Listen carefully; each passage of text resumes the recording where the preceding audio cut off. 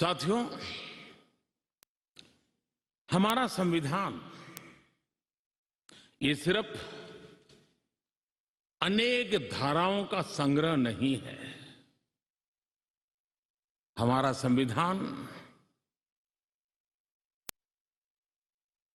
सहस्त्रों वर्ष की भारत की महान परंपरा, अखंड धारा, उस धारा की आधुनिक अभिव्यक्ति है।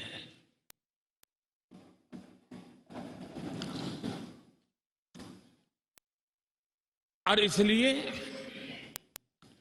हमारे लिए लेटर एंड स्पिरिट में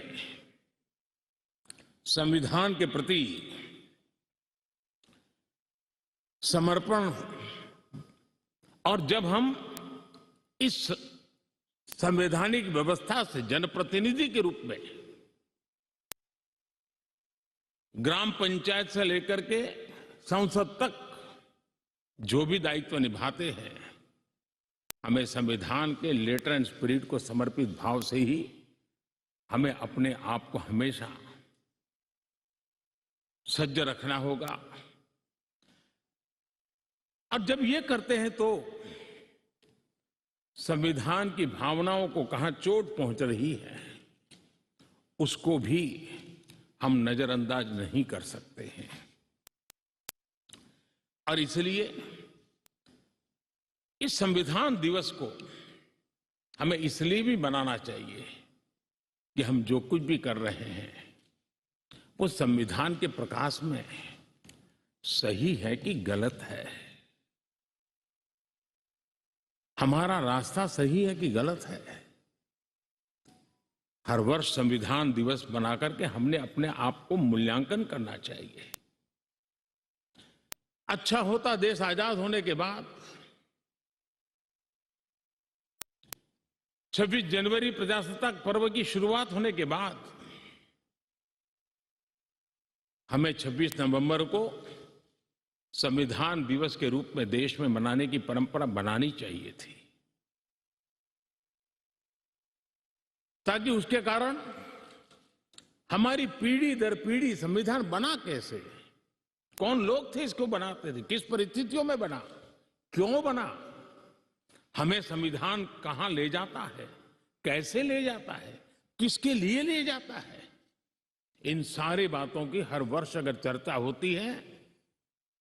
तो संविधान जिसको दुनिया ने एक जीवंत इकाई के रूप में माना है, एक सामाजिक दस्तावेज के रूप में माना है, विविधता भरे देश के लिए ये एक बहुत बड़ी ताकत के रूप में पीढ़ी दर पीढ़ी अवसर के रूप में काम आता। लेकिन कुछ लोग इसे चूक गए। लेकिन जब बाबा साहब आंबेडकर के 125वीं जयंती थी, हम सबको लगा कि इससे बड़ा पवित्र अवसर क्या हो सकता है कि बाबा साहब आंबेडकर ने इस देश को जो बहुत बड़ा नजराना दिया है उसको हम हमेशा हमेशा के लिए स्मृति ग्रंथ के रूप में याद करते रहें। और इसी में से, और मुझे याद है जब सदन में इस विषय पर मैं बोल रहा था 2015 में बाबा साहब आंबेडकर की 150वीं जयंती के निमित्त इस काम की घोषणा करते समय, तब भी विरोध आज नहीं हो रहा है,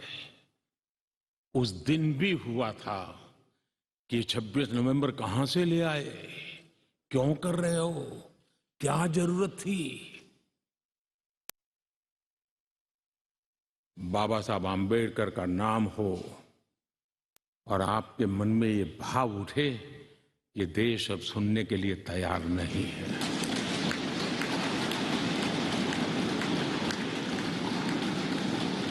और आज अब भी बड़ा दिल रख करके खुले मन से